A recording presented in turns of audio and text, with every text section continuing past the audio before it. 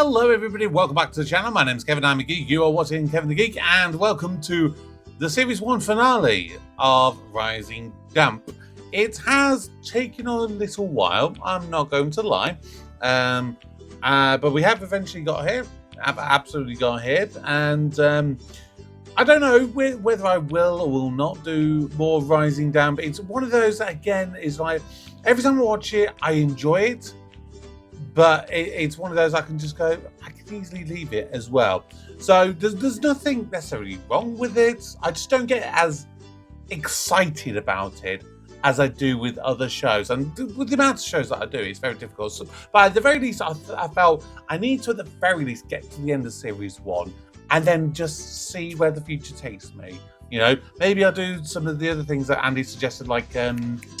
is it Only When I Laugh? I think that's one he keeps saying about, and a bunch of other stuff as well, as everyone keeps suggesting. But for now, let's see Series 1, Episode 7, Series 1 finale.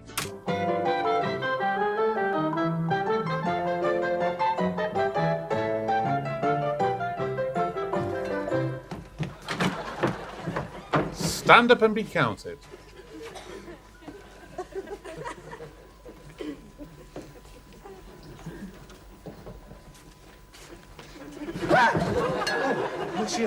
What's you looking at? Don't creep up behind me like that, Rixby.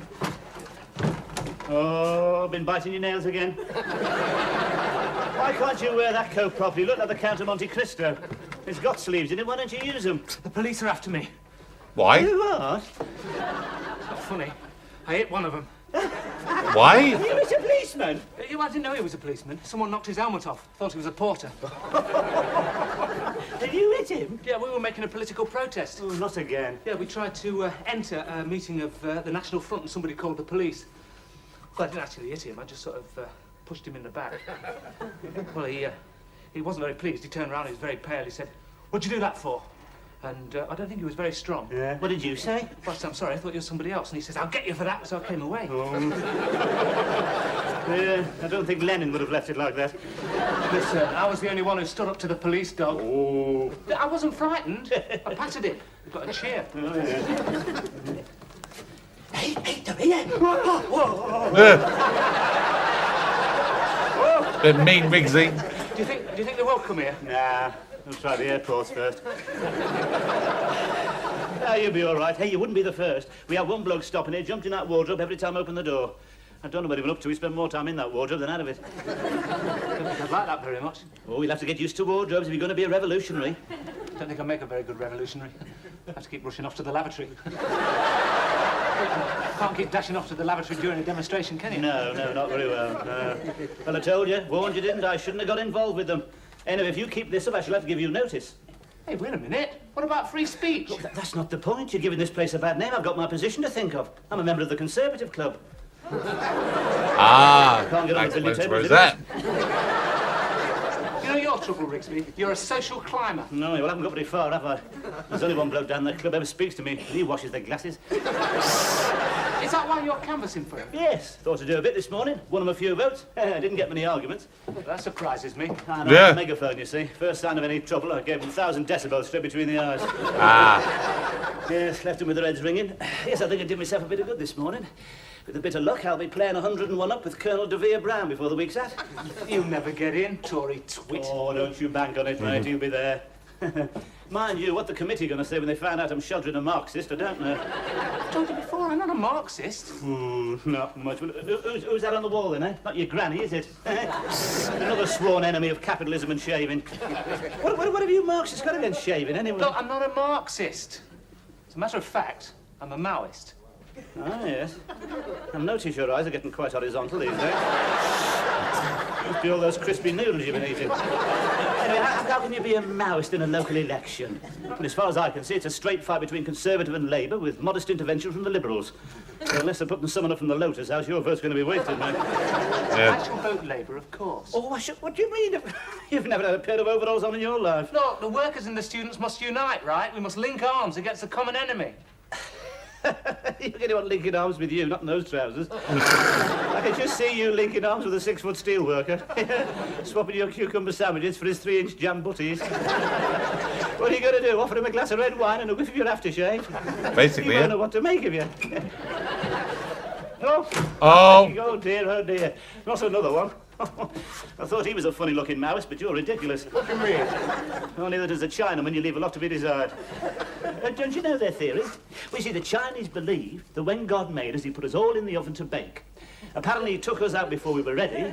The Chinese were done to a golden turn, and you lot were burned to a bloody crisp.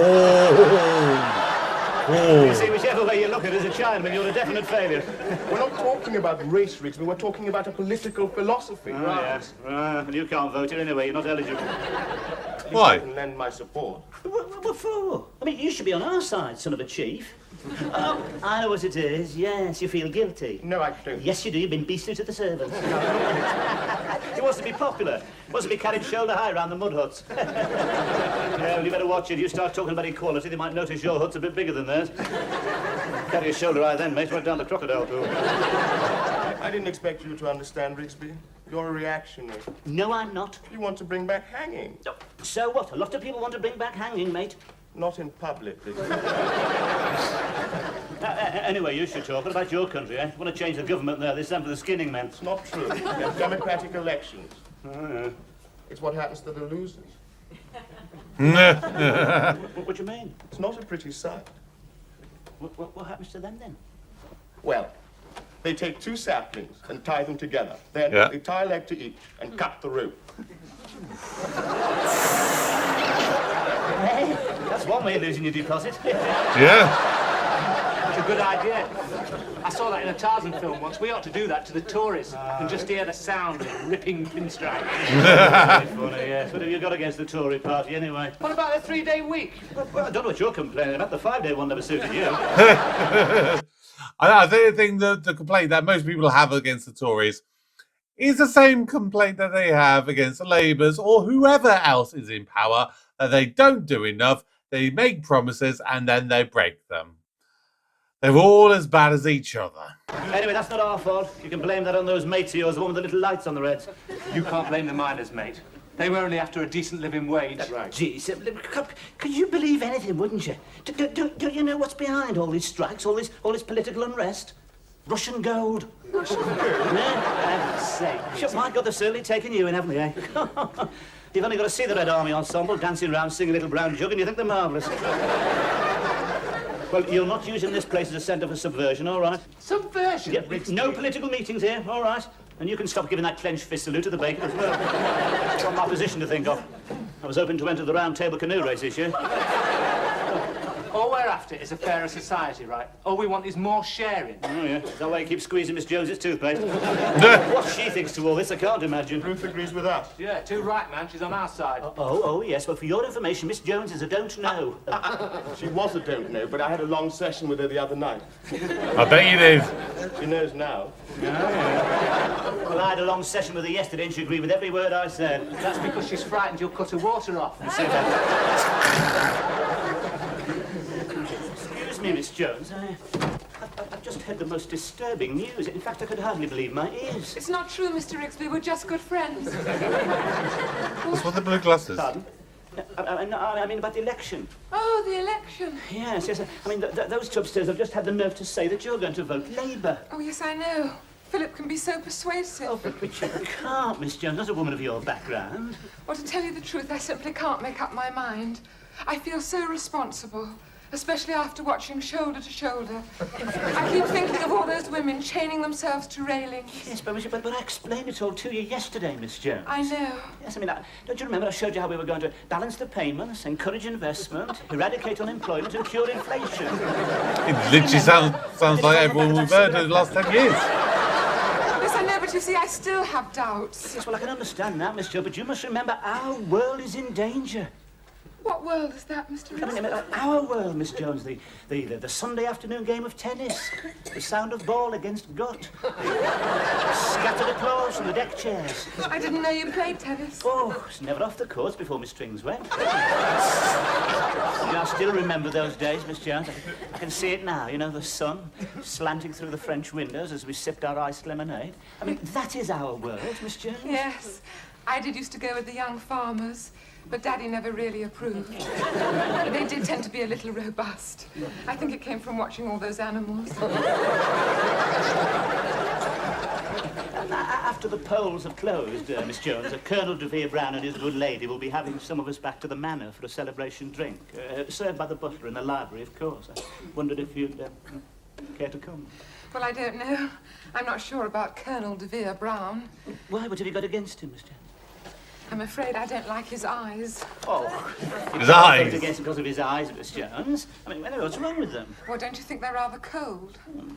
Probably the glossy paper. Could we say? Not all those blood sports he follows. I don't know about that. I know he watches Leeds United. I've seen pictures of him in County Life, and he's usually standing knee-deep in a pile of blood-stained feathers, with both barrels smoking. Well, he's got to relax sometimes. I thought they were trying to get away from the grass shooting image. Well, but most of those sort of men go in for shooting, Miss Jones. You know, it helps them to take the mind off things. I'm sure it does the same for the grouse. If you don't mind, Well, I Mr. can Risley. assure you, Miss Jones, he is not inhuman. He's got a lovely pair of Labradors. Well, Because I was, rather counting on you, Miss Jones. You know, I've put you down for a car. I don't need a car, Mr. Rigsby. I'm not quite decrepit. No, of course not, Miss Jones. I do have a pair of legs, you know. Yes, of course, Miss Jones. Very, very nice pair too, if I may say so. Saying to the butcher only the other day.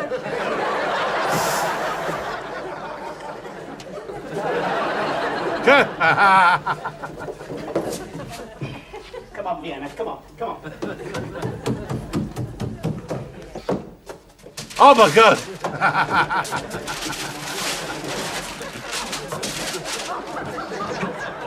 Hey, look, how many times have I told you about putting red ribbons on Vienna? That cat's conservative. At least he is during the daytime. Right? Go on, off you go. And you can take them. I'm not having these up here. And you can stop that row as well. If Colonel de Vere Brown did it always, will you shut up? Yep. You know your trouble, Rigsby? You're a snob. The way you worship the upper classes. Well, at least they know to behave, at least the gentlemen. Gentlemen, Yeah, you wouldn't know the meaning of the word, of course. what about those rugby scrums, eh? When they all stand back and somebody's ear rolls on the floor. That is character building. Is it? You ought to remember the depression, mate. I don't need to. I get it every time I come up here. And the hunger marches. The only hunger march you have been on is when you creep downstairs one of Miss Jones's custard creams. oh, my God, oh, look at that. Oh, dear, what a face. Oh, dear. Would you buy a second-hand car from this man? Yeah, but Probably. Joe, he sells baby flesh. What a face. He's a good speaker. God, speak, he's a demagogue. You've only got to look at those eyes. Look, ranting and raving, whipping his audience into a frenzy. I don't know what gets into him. Must be all those years among the soft toys. My God. Look at those eyes. Why, drunk with power. My God. Couldn't trust the brother. Evening. Couldn't trust the brother.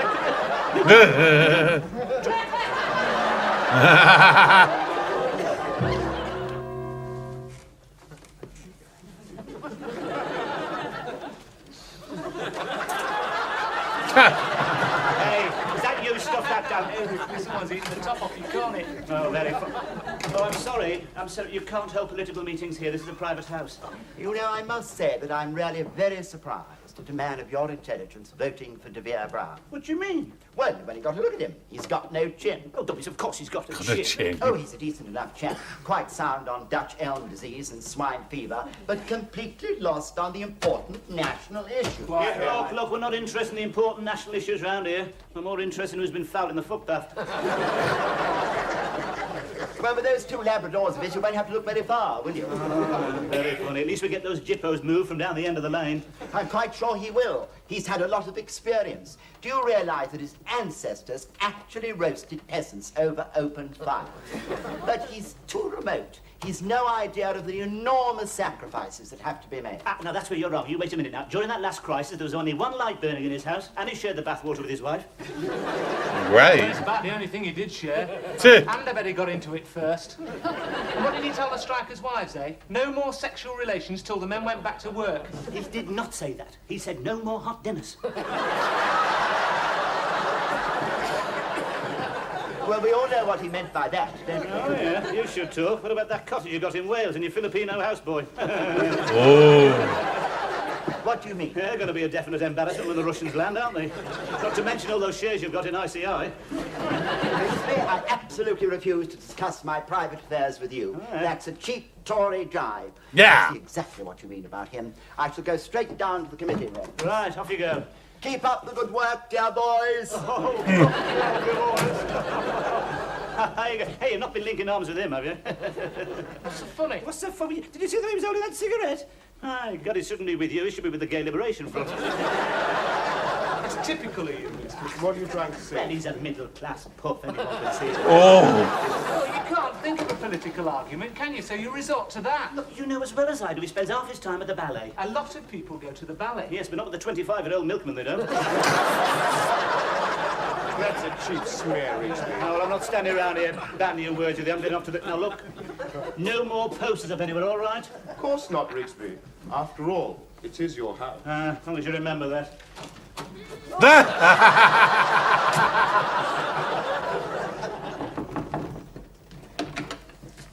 Oh, Excuse me. My name's Platt. I'm your Liberal candidate. Oh, okay. you're much nicer than the other two. I'm rather new to all this. Well, I'm sure you're doing awfully well. Won't you sit down? Thank you. Oh, I see you've been studying form. Yes. Can I depend upon your vote, Miss... Miss Jones. Actually, I've always been rather liberal. It's my nature. Have you? On the other hand, I suppose I'm what people would call a political virgin. I don't seem to be able to take the plunge. Oh, I see. You mean you're a don't know. No, I wouldn't exactly say that. I just need a little convincing. Well, of course, the personal approach is most important. That's why I've been going out meeting people, shaking hands. We always say you can't beat skin to skin. Whoa.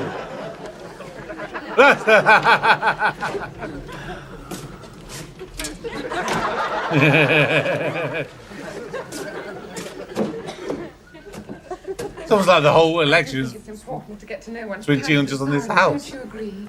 Oh, yes. Would you like a pen? Are you married, Mr. Platt? No. Isn't that a coincidence? Neither am I. I suppose we're both don't knows, waiting for the right candidate. I think I really ought to be Oh, going. no, please stay there. You must be quite parched after all that public speaking. Oh, what warm hands you've got. I've been hard at it all morning. Mr. Rigsby, this is Mr. Platt, our Liberal candidate. Hello, Mr. Rigsby. I was just going to get a coffee. Would you like one, Mr. Rigsby? Could certainly do with something, Miss Jones, yes. It won't be a moment.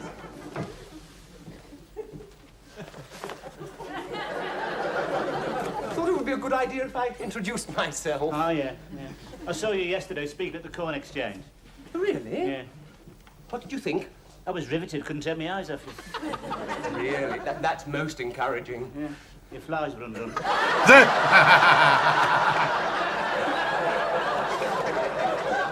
See, I'm rather a new boy at all this.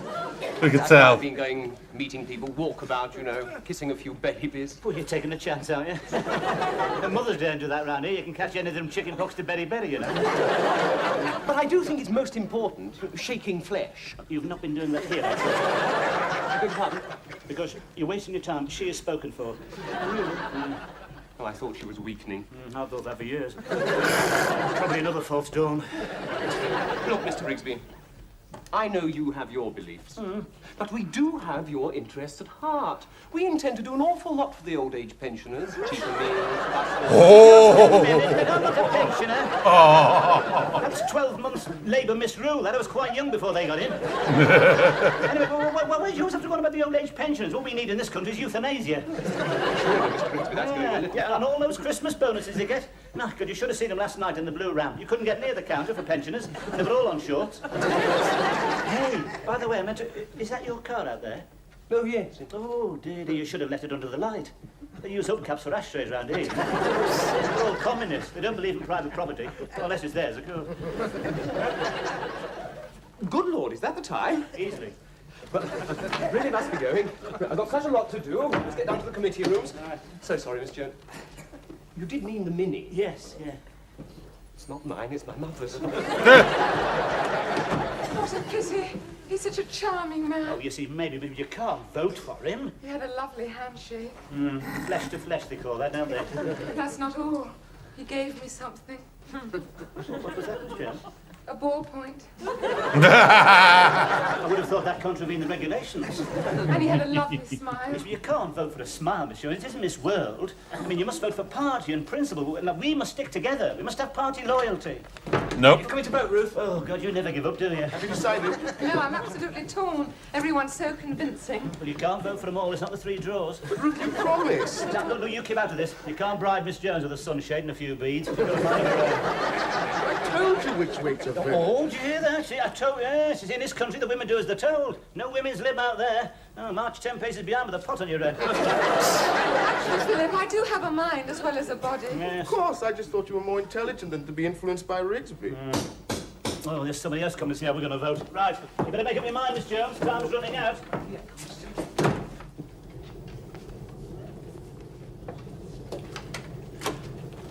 Oh, Colonel de Vere Brown, this is an unexpected pleasure. Come in. Thank you. Roper, better, heel. Oh. Yes. I just called Mr. Don't you remember me?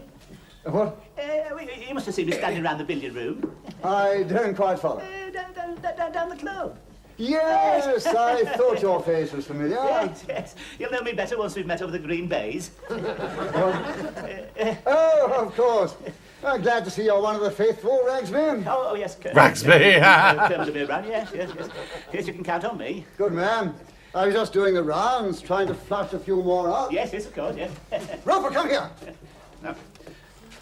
Oh, sorry about that. That's all right, it'll scrape off. Lovely dog, isn't it? Yes, wonderful mouth.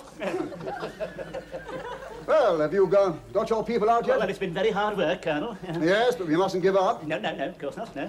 I flushed out quite a few down the road. Yes. Well, of course, you've got the Labradors. What? How's the bang? How's the shooting gone this year? Oh, not so good. Oh. The birds all got this dreadful disease, all flapping around on the floor. Oh, dear, foul pest. Yeah, oh, it's very nasty, yes. As a matter of fact, I'm something of a shot myself, Colonel. Oh, I didn't know that. Oh, yes. He's not. Quick eye, natural reflex. You haven't. Sudden movement, whir of feathers, and I'm round, Ba-bum! Another one for the pot. Yeah. That's very interesting. Well, we're having trouble getting your people out here. Yeah, well, it's been a bit of an uphill task, Colonel. I'm afraid they don't appreciate the finer things of life around here. I'm afraid they're mostly communists, Oh, I'm not surprised, Ragsby. Just look at this place. See the damp. You know what this is, don't you? The unacceptable face of capitalism. What? How much do they charge for the rent here? What do you mean? Oh, how much a week? 6. 6? Scandalous. You ought to put him in front of the rent tribunal. Don't worry, Ragsby, I understand. Frightened of the landlord. Nasty piece of work, I suppose. Yeah. Well, we intend doing something about this place when we get in. Probably have it pulled down, build some flats for single tenants. Stop all this extra. Oh. Just a minute, you can't pull this place. Now, this is my home. Don't worry, you'll be all right. We'll find you a place. Find me a place. Look, I am the landlord, you great puddin'. What? You're supposed to be a master. You're supposed to protect the landlord. Not your sort of landlord, Ragsby. Oh. I remember you now. You're the chap they disqualified from the billiards competition for wetting the end of your opponent's cue. That was a lie.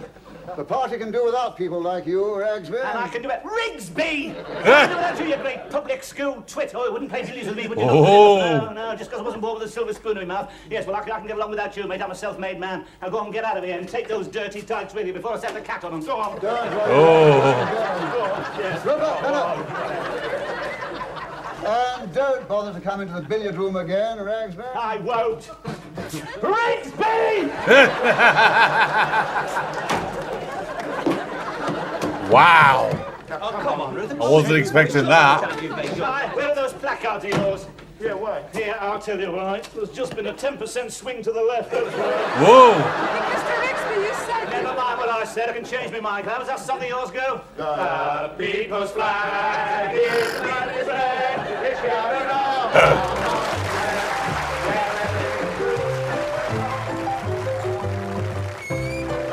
Is that it? We don't get to find out how it ends? Jesus. I guess we don't. No. Wow, okay. That was an unexpected ending. I don't know, I just thought we had a couple more minutes to maybe see where things go. Very interesting, obviously switched for him there. I'm very much against people trying to convince other people to vote for the causes that they personally believe in. Because at the end of the day, if we have an election, it is a democracy. And that's one of the things I do pride our country on. You know, the fact that we do have a democracy, you know, some people like it, some people don't like it. But we all get our say at the end of the day. And, you know, yes, there will be times that I make my vote and it doesn't go the way that I want it to. Does that mean that my vote was therefore invalid? No, it doesn't. You know, because it is a democracy at the end of the day. And my personal viewpoint, I've always said, if you have the ability to make a vote and you choose not to use your vote, then you cannot have the right to complain if something doesn't go the way that you want it, whether, you know, they're disabling you know, the winter fuel allowance, or they're disabling PIP payments for people with disabilities, or they're enabling them for more for people. You know, if you had the opportunity to have your say, then I'm sorry, you choose not to use it, that's your fault and you don't get to complain. Simple as that. But I do think that you should choose the reasons for your own personal reasons why you would want a certain party or a certain person to get in. But I always remember the first time I ever kind of listened to any kind of you know, political broadcast kind of thing, or saying, "I'll vote for such and such party." And I think I would have been about 12 years old, so not very old at all. I didn't really have a great grasp. I don't really have a great grasp of politics now, but especially at 12 years old, I just didn't really understand it all. And so, had I been eligible to vote at that age, I would have gone for the Liberal Democrats. And the reason why, you know, for what they were saying and what they wanted their aims to be, you know, for me, a big thing was making sure that my nan was okay and that she could live a healthy life, and they were wanting to do more stuff for the OAPs and stuff. That, for me, was crucial and critical. You know, that's what I wanted my family to get the benefit from at that time of my life. Would that be the same now? Maybe, maybe not. You know, you know, like I said, you know, my needs and my requirements from the government are different to what they were as a 12-year-old. And that's fine, you know. I don't believe that anyone, like Rigsby was saying in there, like all about like loyalty to a party. I think that's bollocks. I don't think you should ever have a loyalty to a party, never ever wavering, you know, because ultimately, you know, let's say, you know, I mean, let's take the Tories as an example. You had David Cameron come in, who, you know, arguably did a reasonable job as a prime minister. He was well liked. He, you know, most of his policies and stuff, they didn't really get challenged that too heavily, you know, for the grand scheme of things. And then obviously in the later years, you know, you're talking about your Theresa Mays, your Boris's, your Rishi Sunak's, all those, they, you know, have really, you know, taken the party and the reputation of the Tories really far downhill. So if you were completely unwavering, you're gonna get more and more of the same, and more people that are kind of ruining the economy, ruining this, that, and the other. has Keir Starmer as Labour done, what he said he would? In a lot of cases, no. And this is why I hate getting into political debates, because ultimately, like I said, all politicians will have their own agenda.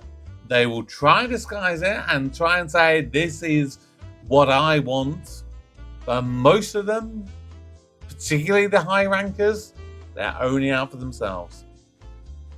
Yeah. So I will never ever say at any point, when it comes to an election, I'll say I voted for such party, or I voted for this person, because it's irrelevant. It doesn't matter to you. It matters to me because I go with my principles and I go with who I want to go for. The only time I've ever voted and I've never been 100% sure was Brexit. But I still used my vote, and I had to think about it logically. And ultimately, I chose to remain because the logical part of my head was, I don't know which way to go. Neither side has given me a good argument to say, I want to go for them or I want to go for them. And ultimately, I thought it's easier to say we're going to remain, and then in 5, 10, 15, 20, 50 years, 100 years' time, if we then decide actually the European Union isn't the best thing for us, we can then do another referendum, we can leave at that later point. Rather than we leave now, we think it was a mistake, and then we want to get back in. So, yeah. That's where we are with that. Bit of an up and down episode. I had some laughters with it. Like I said, will I do more episodes of Rise and Damp? I don't know, is the honest answer. The honest, simple answer. I have enjoyed what I've seen, but at the same time, sometimes it is a bit of a slog to get through. So I don't know, is the honest answer. But at the very least, we've finished Series 1. I can at least say that. I've finished Series 1 for it. I'm giving you 7 good episodes for Rise and Damp. So drop your comments below. Let me know your thoughts. As always, please join the Patreon if you want to get early access and exclusive benefits as well. But for today, thank you for watching. And my name is Kevin. I am a geek. You've been watching Kevin the Geek.